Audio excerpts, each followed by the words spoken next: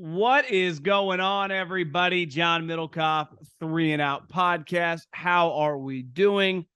Subscribe wherever you may listen to podcasts, Apple, iTunes, which are the same thing, Spotify. You guys know the drill. Live here on the YouTube. Make sure you subscribe to the Volumes YouTube channel. Leave a comment. Share this video with your friends, with your enemies. Appreciate everyone that always watches. We're also live on AMP. Go to your smartphone, download the AMP app. And you can listen to not just this show, but all of our shows live on AMP throughout the week. A lot of content for you. Don't worry, we got you covered. Before we dive into all things Aaron Rodgers, as well as some other stories around the National Football League, I want to tell you about my friends at Gametime. Go to your smartphone. I know you have one. We all have one. And download the Gametime app. And when you do download the Gametime app, type in the promo code JOHN, J-O-H-N, after signing up. Whether you want to, it's the fastest growing ticket app in America. Whether you want to go to a baseball game, a basketball game, NCAA tournament games, whether you want to go to a concert, a comedy show with a friend, a wife, a loved one, a mom, a dad, a son, a daughter, I got you covered. $20 off. Just had someone tweet at me the other day. Said, I'm going to March Madness because of you. $20 off. Promo code JOHN, J-O-H-N. Anytime you want to go to a game. Games, concerts, events, I got you covered. Get out of the house, do something with a friend, a significant other, and when you do, promo code JOHN, J-O-H-N, $20 off. Download the Gametime app. Thank me later.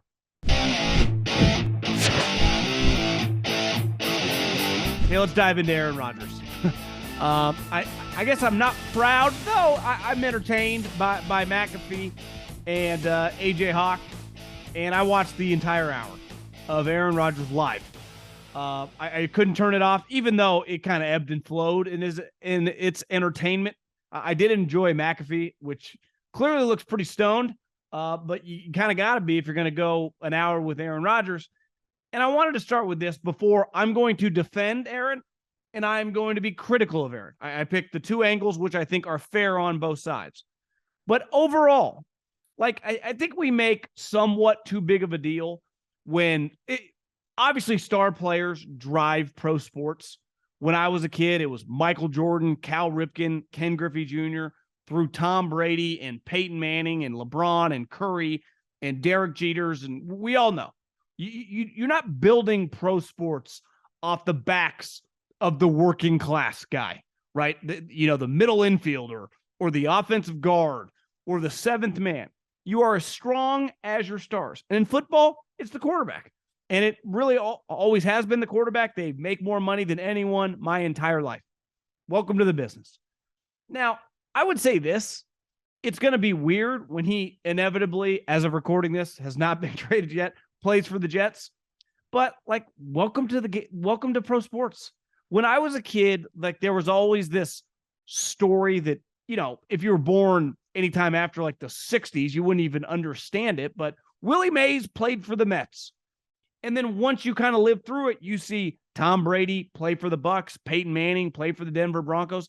Hell, when I was really young, Joe Montana ended up playing for the Kansas City Chiefs. It's part of the business. One thing that I actually think is more relatable now in 2023 than it definitely was 30 years ago. My mom had the same job for 30 years. I can't tell you how many family friends I had when I was a kid, through either my parents or my friends' parents, that had the same job for decades. I don't have one friend who hasn't had minimum 3 jobs by the time they were 35. Most people in my generation, millennials, bounce around gigs. So society has changed in terms of the way it's actually much more relatable to sports. How many people listening to this right now, if you're around my age, 38, whether you're a little younger or a little older, have held several jobs in your life? And I'm not talking in high school and college. Well, I worked construction one summer, then I interned for Morgan Stanley. I'm talking professionally, earning a salary with benefits, having a real job. Most people I know have bounced around, which is kind of the culture we are in right now. It's also more access with LinkedIn. Times have changed. But forever, pro sports and athletes, kind of like coaches, have always bounced around, and most people couldn't really relate to that. I actually feel it's much more relatable now. Hell, People like me, not in a million years would have left California the majority of my life. Now, I can't tell you how many people I know that kind of paralleled me left for financial reasons, for opportunities, for whatever, for job, you name it. People just are more inclined to make changes now professionally. It's like, I can't tell you how many people I know in California that have sent their kids. Like, I know several people whose kids go to the SEC. When I was a kid coming out, like in high school in 2000, 2001, 2002, 2003, I knew one person who left the state of California really for college, not counting like Oregon or Arizona. I'm talking like headed east. And it was a guy that went to Virginia Tech because he got an engineering scholarship. It was a no-brainer. But most people went to schools in California, whether it was the elite schools or the state schools. You just stayed locally. That's not the case anymore. So Aaron Rodgers is going to end up on another team. Like, yeah, it's been happening since the history of sports. Football, basketball, baseball. Like, Michael Jordan played for the Wizards. So Aaron Rodgers, it was inevitable that he was not going to end his career on the Packers. Hell, Brett Favre. Now, granted, one thing Aaron told McAfee is like, I'm the best player in the history of the franchise. And I said, yeah, he's right. Like, he's a better player than Brett Favre. Now, is he more important to the franchise than Brett Favre? We could argue that. But, like, once you get old, Tom Brady was told by Bill Belichick in not so many words, like, we don't want you anymore. Peyton Manning was cut. Joe Montana, who had won 4 fucking Super Bowls, never lost in the Super Bowl, was told, we're going with Steve. Adios, buddy. So I think, listen, it's an awesome story because he's one of the most famous players of the last several decades. He is right there with the Brady, Montana, Peyton Manning. You know, he's in that world. You know, I don't know whether he ranks 4th or whether he ranks 7th, but he's in the conversation. I personally would have, obviously, Tom and Joe above him, but I would have Peyton Manning above Aaron Rodgers, but I would probably have Aaron Rodgers right behind Peyton Manning. So the Elway, Marino, Peyton Manning, Aaron Rodgers, like, they're all in the same world. So anytime you get a player of this level, of this fame, and hell, he just won recently 2 back-to-back MVPs. And probably at a stretch right there with Mahomes and Brady as the best player in the league in his late 30s. So I understand the polarization with him, why it's such a big story, but it's always inevitable. Most guys do not finish their career on one team. And whether it's a small market team like the Packers or whether it's, you know, the New York Giants or the San Francisco 49ers, most guys play another snap on another team. Sometimes that doesn't happen, but for the most part, he is just following in the line of all the elite players. Okay, I'm going to defend Aaron Rodgers. Clearly, if you watch the interview, and I think Packer fans would understand this, if you don't quite know, the Packers, obviously they don't have an owner, but they have a team president who basically operates and acts like he's the pseudo owner. And I've said this before on this podcast. I have a hard time, like, if you're the best employee in your business, if you don't take your manager seriously, if he's not the owner of your company, right? Like, if you're listening to this, whoever signs your check, whether you work for a smaller mom and pop shop and you directly know the owner, or whether you work for a big corporation, a big conglomerate, and it's paid for like an Oracle, an Apple, or whatever. You work for someone who has nothing to do with your check, beside, like, you have to answer to him, but the money you're generating, like, he is not the grand poobah in terms of the cash flow. It's not his money. So I understand, like Tom Brady, for example. Remember a couple years ago, I guess it would have been last year, when it was clear he was going to come out of retirement, where he was spotted with his son overseas. I think it's Man City or Manchester United, that is owned by the Glazer family, which Tom Brady has talked about, like, having a lot of respect for. Why? They're richer than him. On the hierarchy of power in society, they're above him. And you saw the same thing with Tom Brady when he was with the Patriots with Robert Kraft. And one thing Aaron Rodgers gets mad at is, clearly, I don't think he respects Mark Murphy, the president, and he doesn't love the way they handle players, which makes sense, right? I've seen it with the 49ers. They take a lot of pride when a guy is cut or moved on about keeping the door open. Jed York wants to be friends with them long-term. I saw it when I worked in Philly with Jeffrey Lurie. You see it with a lot of organizations, like Tom Brady, specifically with Robert Kraft. He did not want him to leave on bad terms with him. This is between you and Bill, but you and the standing in the organization will never change. That doesn't exist with the Green Bay Packers because ultimately Murphy, why does he give a shit? The Packers are not his. When Aaron Rodgers makes $40-50 million a year, it's not his money. He answers to, I don't exactly understand the hierarchy, the board of directors. Now, he's a well-paid middle manager. So when Murphy last week goes on, Packer.com or the local television and basically says it's over, he's kind of acting like he's fucking Robert Kraft, Jerry Jones, or Amara, and he's just simply not. So I understand Aaron Rodgers looking at him like, we are not equals. You don't not only sign my check, I don't work for you. Yet the way the Packers are set up, Gutekunst answers to that guy. So this is never going to change. And I've said it before, like the Packers, I think, listen, it hasn't, inhibited their ability to win. Now, part of that is they've averaged 10 plus wins for 30 years because of Brett Favre and Aaron Rodgers, and they've done a good job of hiring coaches and hiring general managers. But clearly there's a disconnect when guys get cut, and Aaron Rodgers has fought for this for a couple of years because they're not a normal setup. There isn't an owner in the building who takes a lot of pride in those players wanting to open the doors when they come back. Most organizations you go to want those guys to be welcome when they come back. It's a big deal. It's like the NFL's version of alumni with college sports. And if you're a good player for a team, you always want the door to be open. That's a huge part of your identity. It's a huge part as you get older of continuing to make money. And it's fair to say that the Packers lack that. But I understand. I only worked in corporate America for a couple years when I worked in radio. And I worked for a middle manager guy my last year there that is the most incompetent, dumbest guy I've ever been around. If you've ever seen the Howard Stern movie, I think he called him Pig Vomit. The guy, we used to call him, if you've ever seen the Seinfeld episode when they're sitting by the guy in the plane and the dude can barely form sentences and Elaine's making fun of him, calls him vegetable lasagna. We used to have these names for him. And it was like, this guy was in somewhat control of my employment, yet he was such a peon in the grand scheme of things, and I had no respect for him. And it was very hard to operate, and it was the best thing that ever happened to me when I inevitably left. But, like, I can, and I think most people listening to this, like, you can have a disagreement if you work for whoever owns the business, but really at the end of the day, you have to respect, like, they own the thing. This is their money. And whether they're paying you 50 grand or 50 million, it's their cash. So there's always a level of respect there. Like, it's no different than you, like, with your parents or a real teacher and a substitute teacher, right? A real parent and maybe a step parent. There is just a level of respect when it's not there that, like, when you are so good, and that's where Aaron is on the hierarchy of talent, it doesn't get any higher. So I do understand with him looking at the organization and just struggling with it sometimes when he knows that a huge part for the last decade plus of ass kicking and taking names has been because of him.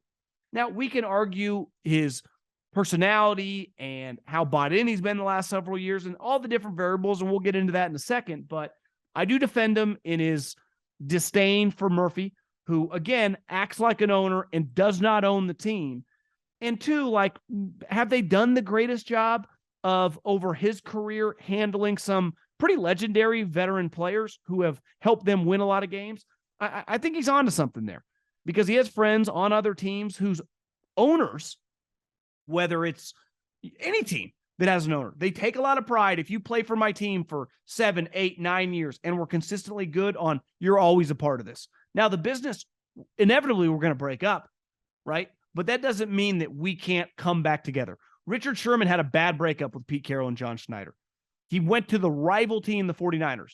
Yet this year, when they played Russell Wilson, who was right there? Game one, Richard Sherman. So it's a big deal to organizations that clearly the Packers, in Aaron's eyes, are hit or miss. And I do think he's coming from that in a pretty genuine spot. Now, if we wanted to be critical of Aaron Rodgers during this whole situation, is one, when you threaten to retire, like, that gets old and that gets old fast. It's one thing when Tom Brady's like, I don't know if I have anything left. And he's like 44, 45 years old. I don't know if I can keep doing this. I don't know if the passion's staying. Like, that's understandable. But when you're like the peak of your powers, winning MVPs, you're like, yeah, I got to think about this. Like, that gets exhausting. And that gets exhausting fast. And the number one thing, like, I hate exhausting people in my life. It's why I think me and Colin have such a good relationship. Professionally, I don't bug him like we'll bullshit about sports stuff, but when it comes to business wise, any complaints there's none of that. Like we don't do that. I hate that. He hates it. And our professional relationship is awesome because of it. I think we're a match made in heaven. It's like, I see it with my girlfriend. I see it with some of my other friends. They can have very like emotional draining people in their life. You're emotionally draining on me, I'm moving on. Like I don't have the energy. I'm not good with it. Maybe that's a character flaw. But like Aaron's pretty emotionally needy. Now he's been so good at his job. I do understand it. Now, part of his job, and when you're the quarterback, the offseason matters, right? Especially when you transition to players. So this year, when they transitioned to younger players and got rid of Devontae, like I understand the Packers like, Aaron, we'd like you here working with these guys. We're trying to get over the hump in the playoffs, and we need your participation. You don't have a 12-month-a-year job. You get 6 months off, even if you come here for 3 or 4 weeks. The job, I think sometimes players act like, just need some time off. You get a fucking shitload of time off. Most people, even people making big money, whether you work on Wall Street, run banks that aren't going under, whatever, run restaurants. Most people don't just just work 6 months a year. Like, the coaches, you know where Andy Reid, Belichick, and Sean Payton were today? In the office, So it's like most jobs, you don't get this huge period off. And he's always complaining about that. He didn't play that well this year. Like part of it, like anytime you're an older player, like part of the reason Joe Montana got traded, he had injuries, his back. Like they didn't think he could stay healthy. Why'd Peyton Manning get cut? They had the opportunity to take Andrew Luck, but they thought his back was fucked, right? Tom Brady, Belichick basically shorted his age. He's like, I know you're still playing well, kind of, even though he's coming off a rough season. You're 41, 42 years old. I'm going to short you as a stock. Now, he was wrong, but like as you get older or as you get injured, sometimes people move on. Average season, 39 years old. I don't actually think it's that crazy logically to move on from Aaron Rodgers. The two most famous coaches of the last 40 years are Bill Walsh and Bill Belichick. And the thing that they get so much credit on, I think people in like normal businesses, I would say admire about them is their ability to be early, not late, in terms of getting rid of players and not being stuck with albatross contracts, famous players who aren't good anymore, players who once, their name carried premium salaries, but then their play no longer, and they're always able to pivot. So you could argue that they could have just sold last year instead of giving him this contract. And I think they probably should have. I think all parties regret that. But $150 million, he had just won another MVP. I understand it. But I don't think it's that weird to get rid of a 39-year-old player who maybe you're like, okay, now officially the arrow is pointing down. Now in 2023, you never know. It's hard to like put an age on a quarterback and say he's going to suck, right? Like I would have said when they drafted Jordan Love, which is clearly something that Aaron never forgot, which I understand. I don't care what you do for a job. If I bring in someone specifically to replace you, that would bother you. I understand it's part of the business, but with quarterbacks, it's a little different. I could be a star D lineman. I could be Nick Bosa, and the Niners could draft every player in the draft could be a defensive lineman. I know I'm fine, right? But with a quarterback, when you take a quarterback really high, it was pretty clear what they were doing. And let's face it, kind of backfired. Because if they would have traded up and got Justin Jefferson or Brandon Ayuk or drafted T. Higgins, they would have been better off. And maybe they would have got over the hump one time in those 3 years when Aaron Rodgers was playing pretty well. But ultimately with this situation, like I do understand the Packers. Old player, kind of a pain in the ass, can be a little exhausting. When he's awesome, whatever. But if he's not going to be awesome, see you later. And I understand Aaron Rodgers going, Murphy, this isn't your money. This isn't your team. And you walk around here acting like you're more important than me. And we all know you're not. And then in terms of the compensation, I think it's somewhat complicated because the Packers, I know you're moving on. You're over it. But you have an asset that you don't just want to give up for nothing, especially when you factor in he's a quarterback. But I do think you can look at it like this. You once got this guy, whatever, pick 24 back in 2005. He immediately became a first ballot Hall of Famer and in the argument for a top 5 quarterback of all time. Probably, I think most people would probably put him somewhere like 6 to 8. But that's what you got out of it for 15 years. So your return on investment, You didn't get a 10Xer, you got a 100Xer. It doesn't get any better as a draft pick in the 20s than Aaron Rodgers. That's as good as it gets. So his contract makes it pretty complicated. He's kind of complicated. If ultimately you capitulate and give him for a second round because you just want to pivot, even though if you were listening to this, you're a diehard fan, you know the thing with the bonus, they can give it any time up until September. Separate from that, like if you just want to move on and just start the offseason and just end this conversation, I don't think it's that big a deal. And if you're the Jets, I understand not wanting to give a first round pick, which is for you this year, pick 13. Because you go, this guy, he just told Pat McAfee 2 weeks ago that he went in the darkness retreat, 90-10, I'm going to retire. So this is a guy who's not only talked about retirement now for a couple of years, just said he was 90% going to retire this year. Now, we talked to him. We got a face-to-face. Maybe he told us, but he just sure doesn't sound like he didn't even commit to them that when they left his house, he's like, just give me a week. Let me see how I feel. So it's not like, hey guys, you trade for me, minimum, you got 2 years. The commitment is still kind of loosey-goosey. So if I'm going to invest a premium pick and a lot of money into a guy, I really don't get commitment on the other side. It's great for Aaron Rodgers. He gets to go 1 year, goes well, keep playing. If it doesn't, see you later. Well, if I'm the Jets, I got to give up pick 13 for a guy that I'm getting off your hands, who you want to get rid of anyway and pivot to this other quarterback, which is your prerogative. Obviously, he is an all-time great player and immediately gives me a chance to compete in the playoffs, but there's no long-term commitment here. So when I trade a first-round pick for Tyreek Hill or Devontae Adams or 2 first-round picks back in the day for Jalen Ramsey or Khalil Mack, they're going to be on my team for a while. Now, obviously, they're a risk. They could get injured. They could not be as good, but still, I know for a long period of time, I'm getting a guy that's going to be able to play. I could get 17 games out of Aaron Rodgers, and because the AFC is tough, we missed the playoffs, he just quits. I just gave you pick 13. I could also argue, like, listen, man, if you win a couple playoff games and get to the AFC Championship game, the pressure on Aaron to, like, is he really going to retire off that? Would that alone be worth it? Probably. And is there a point in time where you're just like, I just want to get this guy? Now, I would have some demands. Like, listen, Aaron, we're just going to pull this trigger. You're going to be here during OTAs. We want you working with these players. We don't need 3 months in the offseason, but can you give us like 1 month of just, which are really 3 days a week? It's like Tuesday, Wednesday, Thursday. We also this isn't a Monday through Friday job. This is 3 days a week. And you're in the office for like 6-7 hours. You can hang out in New York. You can take your private jet to wherever you want to go, fly across, do whatever you want. Head to Jupiter, Florida in the weekend. But can we just get some of your time? Like, there has to be some give and take here. It's why when Tampa signed Tom, it was so easy. You knew you were getting everything.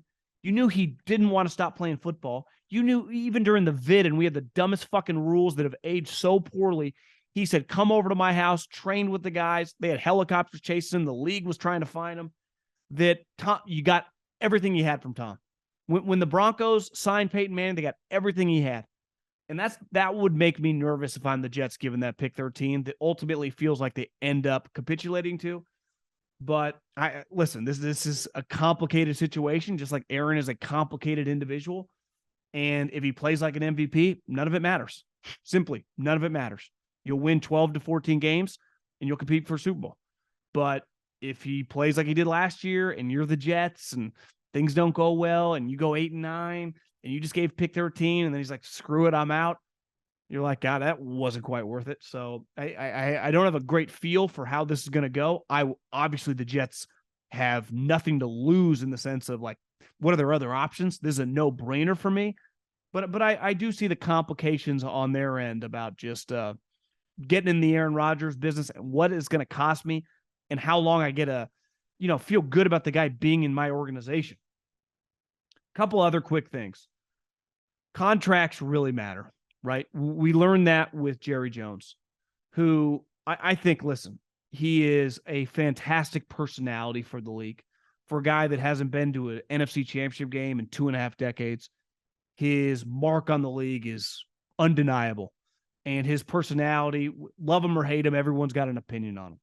And the ultimate reality with football is the way they make money. It's a big television show. It's basically, it's not scripted, but it's reality television. And Jerry is a key character. Now, one downfall he has, because they actually have drafted pretty well over the last 7-8 years. They have drafted a ton of good players, is that he gets very emotionally, like there's a balance of drafting good players and then being unemotional when you have to make decisions on their contract. I loved Ezekiel Elliott. In college, I loved him early on in his career. How could you not? He was a dominant player. He could run inside. He could run outside. He could pass block. He could catch. He was a load. He was great in short yardage. He could bust long runs. He was a beast. But the thing with running backs, you should never be in a rush to pay them. And when you draft a guy 4th overall, that means he got paid a lot of money. He was a highly paid player the moment you draft him. And you have the 5th-year option as a reason. Now, I understand that he kind of created, remember he went to Cancun or whatever, but they paid him. I was looking at it this year. They paid him after his 3rd year. So he's drafted in 16. He got paid going into 19. And obviously he's never been the same. He got a $50 million guaranteed contract. That's where Jerry kind of has to play hardball. And I read some of the quotes that Jerry had when he paid him. It was about, Emmitt Smith played in the league for 13 years. He was on our team forever. That is what Zeke's going to be. That's not usually the way it works. And most general managers who are unemotional would have been like, Zeke, you got to do this again. And then we'll pay you after your 4th year, when most first-rounders get paid. You should never pay a non-quarterback after their 3rd year. It's a first-round pick, obviously, with guys drafted in the 2nd through 7th round. But we've seen it. We saw it with Todd Gurley, and it had devastating consequences. And same thing with Zeke, because you never know. You can't quantify, when the tread on the tire is going to go and the guy's going to lack explosion and not be a good player. But it came pretty immediately with Zeke. And it was a pretty devastating contract for the Cowboys, that they are still going to have dead cap space on the books this year. And I think one thing that these players do, at least with Dak, who I'm hard on the contract, whether you're paying him $28 million or $40 million, his value as a functional top 12-ish starter, he has moments where he's the 5th guy, and he has moments where he's the 14th guy, and probably averages out somewhere like 9 to 11. It's fine. And you're still going to win a lot of games because he's the quarterback. When your running back is like a bottom 15 running back as a starter in the league, and you paid him $50 million guaranteed, it's a devastating contract. And I just think these agents and these players play to his loyalty, because like I said, what the Packers are missing, that owner who wants to take pride in the guys, you can argue Jerry takes too much pride in the guys, whether it's Dez, whether it's Zeke, whether it's Dak. It's like he's too close to the sun. And like Amari, it was much easier for him to be unemotional about Amari. Like, he signed him because he was good, and then he traded him. But when he drafts you, you see it with the offensive lineman, you see it with the defensive lineman, he loves you. And he takes a lot of pride in you. And I think some of these players play to that, and sometimes it works, and sometimes it has devastating ramifications. Josh McDaniels. What I don't understand about Josh McDaniels is he's got this McVay quality, except he doesn't win. And same thing with Gruden, is he turns on players so fast. Last year, Darren Waller, ultimately he's not the general manager, but the general manager works for Josh McDaniels. He's the boss. And they gave him $22 million guaranteed. They gave him a 3-year, $50 million contract. Now, Darren Waller, when you pull up his stat sheet, and listen, I've watched a lot of Darren Waller because I watched a lot of Raiders. When he was humming, he was awesome. It was like him, Kittle, and Kelsey. And he was, Kittle's the total package. Kelsey's the best receiver. And Waller is like, what the hell is Waller? This 6'6" guy that can run like the wind, unreal in the red zone, who's covering this guy? But when you look at his stat sheet, he hasn't really done much the last couple of years. But even 2 years ago, it had started trending down, yet they still paid him. And then a year later, we don't really want this guy. I just think there's not really a method to his madness when it comes to Josh McDaniels. You have to be able to coach and figure out guys that aren't just your guys, right? Or someone that you have a connection with. What do they immediately do? Last year, they signed Chandler Jones. This year, they bring in Jimmy Garoppolo. They bring in Jacoby Myers. You got to figure out. And listen, I'm not acting like I wouldn't have given Darren Waller that contract. It's like, bro, you got to prove you're a really good player again and fit in our system, and then we'll figure it out, right? You haven't done enough. Ultimately, Devontae, you break him off because he's been the best or the top 2 or 3 wide receiver for years. You don't even think twice. But when it comes to a guy that you haven't coached and who's coming off a bad year, it's like, what's the rush? Well, why are you letting him bully you around? And then he does, and then all of a sudden a year later you trade him. So it's been very, very rocky. It's been very, very weird. A lot like when John Gruden got to the Raiders, it's just dysfunctional. That's what it feels like, dysfunctional. And it's hard. Like, there's a difference between dysfunctional and just being like, to me, Denver doesn't feel dysfunctional. It just feels like a coach-run organization paying McGlinchey $50 million. Like, Sean, he's not a $30 million player. But I know when it comes to the season, he's going to coach him hard. He's going to have him operating on a high level. Now, is that going to result in 10 wins? I don't know. But he will do everything in his power as a head coach to make them successful. Like, I don't even know if Josh McDaniels knows what he's doing as a head coach. Obviously a good coordinator when he has Tom Brady. But when he gets out on his own and he's in charge of signing guys, on utilizing guys, on working with different personalities, I think a lot of people think he's weird, and players struggle to relate to him. It's one thing when you got Belichick in the building and everyone kind of has to fall in line, right? Like you walk into the Marine barracks, like everyone's at attention when, the head honcho walks in.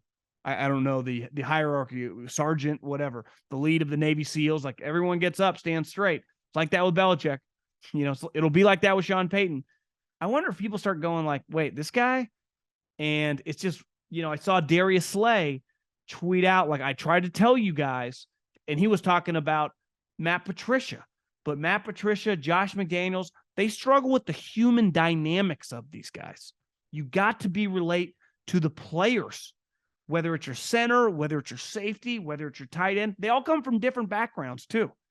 And it just feels like, Josh, something's just off. I can't put my finger on it. Didn't get along with Carr. Didn't get along with Darren Waller. It's like, who do you get along with? Like, it's just Jimmy Garoppolo? Why? Because he was just once a Patriot? You sure that's going to work? Like, Kyle, he didn't always text Kyle Shanahan back. He's going to text you back? What if he doesn't? Jimmy Garoppolo is already worth like $140 million. He's not trying to prove anything anymore. He's rich. He's richer than you. I think this Raider thing, man, is off to a very, very rocky start. One thing I find pretty fascinating is the Chiefs. Like, they're a good example of not getting that emotionally tied. And I think I heard Coward and Breer talking about it today of like, the Chiefs are kind of the new Patriots where they don't get emotionally tied to guys, that they'll utilize guys coming off average seasons, help them resurrect their career. They'll take chances on guys like they did when they traded for Orlando Brown, but they never gave Orlando Brown some huge contract, right? They played it out 2 years ago. They franchised him this year. They didn't re-sign him. They said, hit the open market. And honestly, he didn't get that much money from the Bengals. Now he's going to play left tackle, right tackle. He can do it both. And they went out and signed Jawan Taylor, who was a right tackle really in college and then the pros, who they think they can move to left tackle. But if it doesn't work, which is kind of risky, but he's a much better athlete than Orlando Brown. And if it doesn't, you can always bump him to right tackle. And hell, they could draft a left tackle in this draft. They could trade up. I still think that they'll sniff around Laramie Tunsil. We'll see. But like, part of being good with contracts and in free agency is being unemotional and being able to say, like, listen, this guy's a solid player. We can win a Super Bowl with him, but we're not going to go to that price point. And Belichick for 20 years and the Patriots for 20 years were the best at that. You'd be like, God, you guys just won 14 games. You won the Super Bowl and you're going to let this guy walk? It's like, yeah, we think we got the most out of him. Or we know something that you don't. And it kind of feels like the Chiefs are doing that now. And that's how you sustain. Because the only way to not sustain when you're good is to pay for average, right? Is to give guys like Mike McGlinchey $50 million. Like, that's just, you can't win with those type contracts. It's not going to work. But the Chiefs have figured out a way to not really do that and be unemotional with their decisions. Now, is every one of them going to work? Of course not. Like, can Taylor just bump over to left tackle? Maybe not. They might eventually have to move him back to right tackle, but they wouldn't be stuck. It's not like, well, you screwed up. No, we could always change his position back to the one that he's most comfortable with if he's unable to be comfortable with it. So the Chiefs got to be looking at, like, yeah, the Raiders are in shambles. The Denver Broncos spent so much money on average. And, like, our dynasty is about to really start humming. We're just getting started. You see how many young random guys we just won the Super Bowl with? Can you name majority of the guys in our secondary? you know how young some of our linebackers are? Do you know how young some of our offensive skill guys are that barely just learned how to play in the NFL? You know how good our quarterback is? You know how good our coach is?